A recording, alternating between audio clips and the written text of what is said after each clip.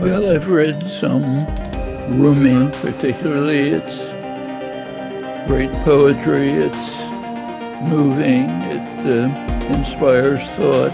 I think the young generation should look clearly with open eyes at the world situation, try to break through the veils. All sacred traditions agree in that, so that interiority is much more important than exteriority, and that we need to concentrate on the inner aspect of ourselves, but as well how to interpret correctly some forgotten aspect of traditional spirituality. I think I probably fill it with philosophy.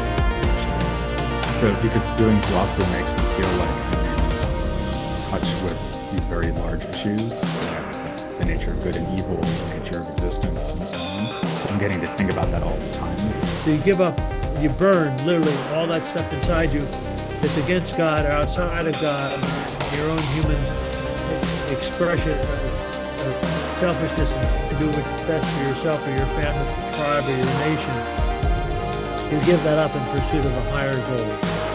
So constantly saying self-compassion, that one must begin with humility, practice humility. But it is the conversion of the heart. How do you let God work on you? That's what matters. That's the real conversion. That's the way in which Plato and the Platonists use the Greek term epistrope. Epistrope means literally the same, conversion. But for them, the real epistrope is turning to God or turning to the One. I'm about to turn 85 years old in 2 weeks. But I like to think of myself still active in scholarship. The subtitle of my recent book is A Phenomenology of the Vegetal World.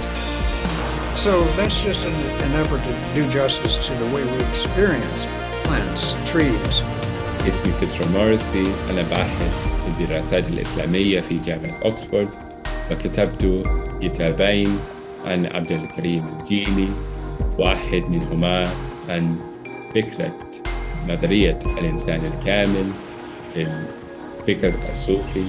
But I felt that both my experience in the classroom with students from across the Muslim world and with Faruqi and then my travels, that I came to appreciate the richness of Islam and the diversity of Islam.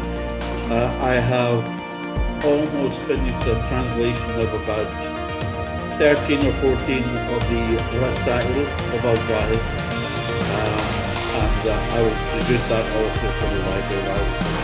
I've currently been working on some translations of the poems by Al-Mutanabbi. The language is just so fantastic, and I'm a little bit nervous because I know that my mind will be controlled again by Jahid. So when I got to Tehran, I went right to the English language bookstore and bought these translations of Hafez. And I thought they were terrible. So I went to Hafez's, which is so beautiful. Right? It is so serene.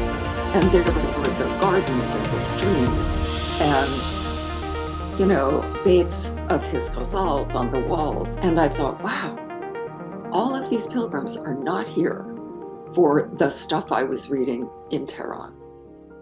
So I looked around and said to myself, I am going to learn to read these poems. For me, this is to understand Ibn Arabi is to have access then to understanding Quran. We're now publishing everything from the Futuhat Foundation. So all of these things are moving very, very quickly now, inshallah. And we'll have many books coming. We have 10 of the 37 books are on the way here to UK, where we'll be launching them in the next few days, inshallah. And I started to read about different religions. I discovered the works of Henri Corbin, and I found his scholarly and philosophical project very promising and very interesting. And in a way, it's a love story, because I was really in love with the subject. La Scuola dell'Imam, which means the school of the Imam, in which I wanted to highlight the centrality of the figure of the Imam in Shi'i theology, even in modern Shi'i theology. طيب السجادية it's from the heart. That's what you can say. It's like, they had a program in England they called the Desert Island Show, and they'd ask you what music or what book you would take with you on a desert. With the Sahifa Sajadiyya, it really is it's like a recipe book for spiritual life. Is each prayer, each dua is meant to meet up with a need. It's a book of spiritual solace and direction and guidance for pretty much every situation a person is going to go through in life. So when I did my PhD, I was really into Ibn Taymiyyah and Ibn al-Qayyim at first. And as I read Ibn Taymiyyah, I realized that he's not speaking in a vacuum. He's not writing in a vacuum. I had to learn about his context. And so I took time aside and I read Ibn al-Arabi's Fusus al-Hikam. Great amounts of mystical poetry, mystical literature. It's very rich spiritually and intellectually. On the other side, I'm interested in rationalism in Islam. Suhrawardi was a charismatic figure, unworldly, and there are not a lot of philosophers who are martyred for their philosophy, which puts him in a kind of special category with people like Socrates. And Corbin was unbelievably brilliant. He knew Persian and Arabic and Latin and Greek. And I mean, when he turned his attention towards Islam, it was with this tremendous background in Christian mysticism. Rumi chooses to end it with the story of Imam Ali in battle, where the famous story where Imam Ali, may he be blessed, throws down his sword and refuses to kill in anger because his opponent spat in his face. And it's an incredible expression of what it is like to be free of self, even in the midst of jihad. It's very interesting how the Western world has latched on to Rumi. He says, I believe in the religion of love and the caravans of love. You see, so Ibn Arabi, in other words, had a huge impact on all of us and Westerners, especially because it becomes philosophical.